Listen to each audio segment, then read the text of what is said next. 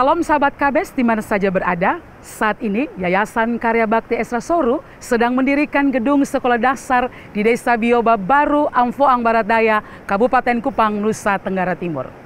Dengan tujuan memberikan akses pendidikan bagi anak-anak pedesaan yang tinggal jauh dari kota melalui pembangunan gedung sekolah yang diperlengkapi dengan fasilitas belajar mengajar yang layak disertai dengan penanaman nilai-nilai iman Kristiani pada anak. Diharapkan dapat meningkatkan kualitas ilmu, iman, dan moral yang baik pada anak. Karena anak akan mendapatkan pengalaman belajar yang berharga, mampu bersosialisasi, serta mengembangkan diri dalam lingkungan belajar yang kondusif. Karena itu, kami mengundang sahabat KBS sekalian, mari bersama-sama mendukung pembangunan gedung sekolah dasar Bioba ini demi peningkatan kualitas pendidikan dan iman anak-anak kita melalui dukungan doa dan juga dana yang dapat disalurkan melalui rekening berikut ini. Bergabunglah dengan kami untuk mewujudkannya dan membuka pintu ke masa depan yang lebih cerah bagi generasi penerus bangsa dan gereja. Tuhan Yesus memberkati. Salam Pak Esra, izin bertanya.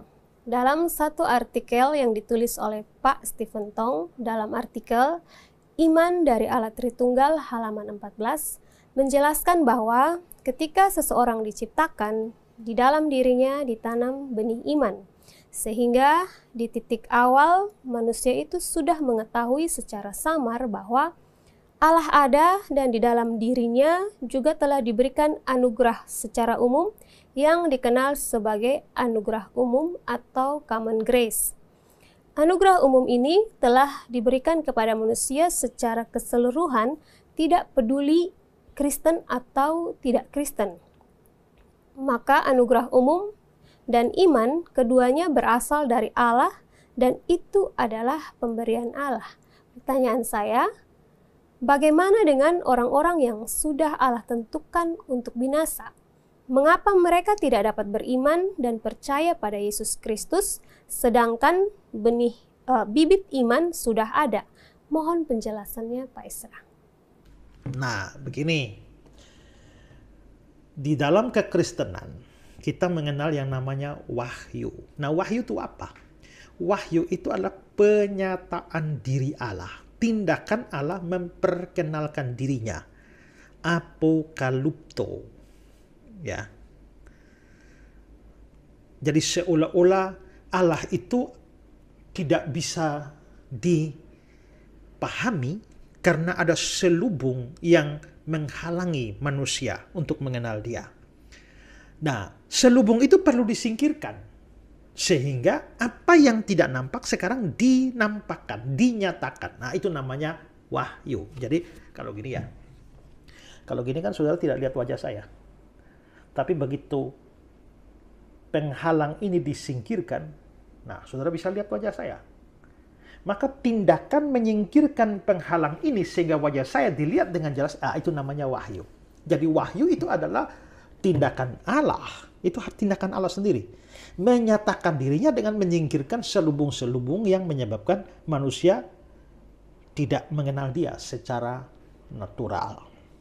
Nah, wahyu itu di dalam kekristenan dikenal ada dua macam. Pertama namanya wahyu umum, general revelation. Disebut umum itu karena diberikan kepada semua orang. Tanpa peduli Kristen atau bukan Kristen, ateis atau komunis atau apapun. Tidak ada manusia yang tidak dapat. Semuanya dapat. Nah, ini yang dalam bahasa Stephen Tong itu adalah sebagai benih iman. Itu wahyu umum. Nah, tapi karena dia disebut umum juga, maka itu adalah, tadi saya bilang, wahyu itu adalah penyataan diri Allah. Karena dia wahyu umum, maka dia hanya menyatakan hal-hal yang umum tentang Allah. Contoh, menyatakan bahwa Allah itu benar-benar ada. Lewat apa? Lewat penciptaan. Langit menceritakan kemuliaan Allah dan cakrawala memberitakan perbuatan tangannya.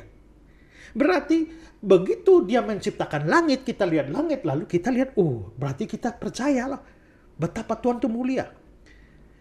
Keberadaan alam semesta ini itu adalah wahyu Allah yang menyatakan bahwa ada yang menciptakannya. Dan yang menciptakannya namanya Allah. Karena semesta ini sebagai sebuah keberadaan tidak bisa berada dengan sendirinya. Kalau saudara pergi ke hutan, ya, di tengah hutan rimba, tiba-tiba saudara menemukan ada 3 batu tungku di sana, lalu di atasnya ada periuk yang rebus air, di sebelahnya ada gelas, ada gula, ada kopi. Sekarang pikiran saudara, mikir gimana? Itu ada dengan sendirinya, tiba-tiba ada, atau ada yang mengadakan semua itu? Pikiran rasional saudara akan memikirkan, oh pasti ada yang membuat itu, ada yang membuat tungkunya, ada yang membuat apinya, ada yang menaruh gula, kopi di situ kan. Nah begitu juga kalau alam semesta ini sebagai sebuah keberadaan, maka tentu ada yang membuatnya, dia nggak bisa ada sendirinya. Oh kalau begitu saya lihat alam semesta, saya harus tahu ada seseorang dan dalam tanda petik yang mengadakan semua itu, dan itu disebut Allah. Waktu saya melihat langit begitu indah, pohon-pohon begitu besar, bunga-bunga bermekaran, burung-burung berkicau. Wah, betapa Allah ini kreatif sekali. Ya, dia sungguh maha kuasa kan? Coba. Bila kulihat bintang gemerlapan dan bunyi riuh guru ku dengar. Nah, begitu saya lihat bintang gemerlapan, bunyi riuh guru ku dengar, tiba-tiba ini wahyu. Maka saya lantas berpikir, siapa yang menciptakan semua ini? Oh Allah. Kalau begitu, yang langit ini bintang-bintang diciptakan, itu berarti bahwa Allah itu besar sekali. Maka saya langsung memuji Tuhan. Aku memuji kebesaran-Mu. Sungguh besar kau Allahku. Kalau begitu, maka bintang-bintang segala macam ciptaan itu menyatakan Allah. Nah kan semua orang di dunia ini, mau Kristen, non-Kristen, ateis, komunis, kan bisa lihat bintang. Bisa lihat pohon-pohon yang indah, binatang-binatang yang Tuhan ciptakan dengan kecerdasan yang luar biasa. Capung yang begitu hebat, makanya manusia sampai meniru capung dengan membuat helikopter kan.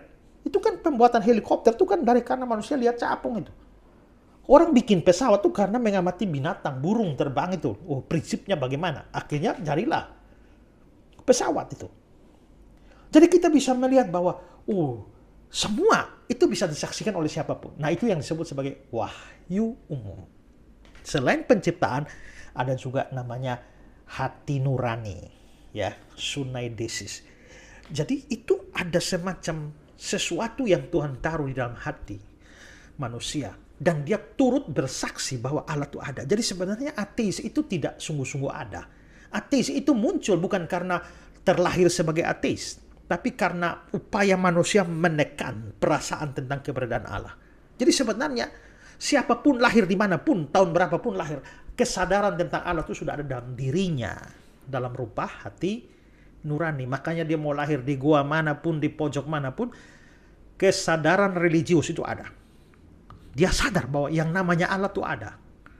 Nah, masalahnya yang saudara tanya, kalau begitu berarti ini kan benih iman. Ya betul, benih iman. Tapi kenapa tidak semua orang percaya Yesus?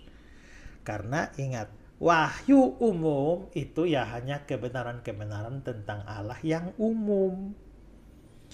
Lihat pohon, lihat langit, lihat bintang, lihat laut, kita bisa tahu Tuhan ada, Tuhan maha kuasa, Tuhan maha bijaksana, Tuhan itu besar. Tapi kan kita lihat pohon tidak bisa tahu bahwa Allah itu Tritunggal. Ya, lihat langit tidak bisa tahu bahwa surga itu ada. Lihat langit tidak bisa tahu bahwa neraka itu ada. Lihat laut tidak bisa tahu bahwa Yesus satu-satunya jalan keselamatan. Ya, lihat bunga tidak bisa tahu bahwa jiwa manusia itu kekal.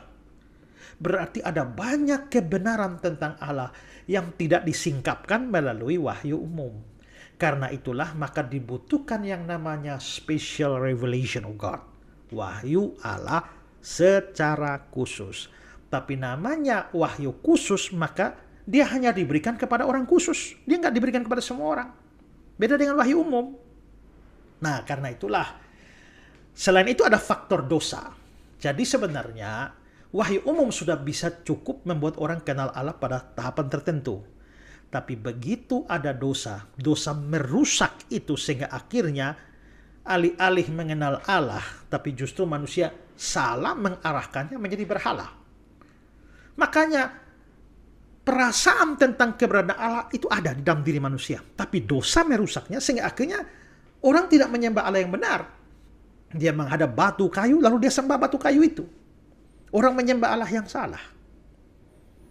Nah, itulah sebabnya maka wahyu umum tidak cukup untuk menyelamatkan orang. Benih iman ada.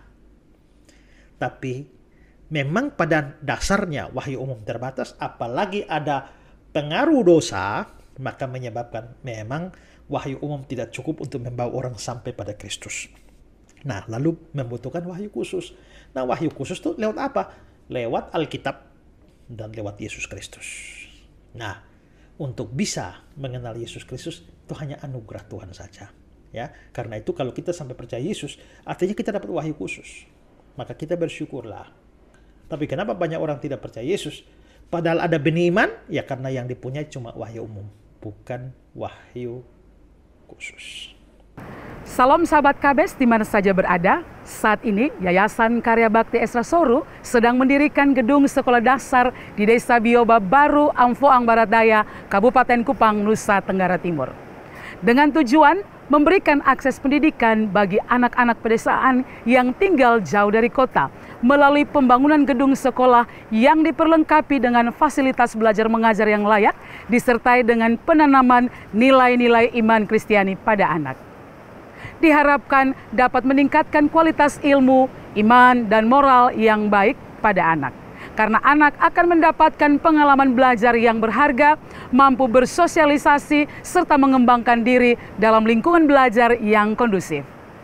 Karena itu, kami mengundang sahabat KBS sekalian, mari bersama-sama mendukung pembangunan gedung sekolah dasar Bioba ini demi peningkatan kualitas pendidikan dan iman anak-anak kita melalui dukungan doa dan juga dana yang dapat disalurkan melalui rekening berikut ini. Bergabunglah dengan kami untuk mewujudkannya dan membuka pintu ke masa depan yang lebih cerah bagi generasi penerus bangsa dan gereja. Tuhan Yesus memberkati.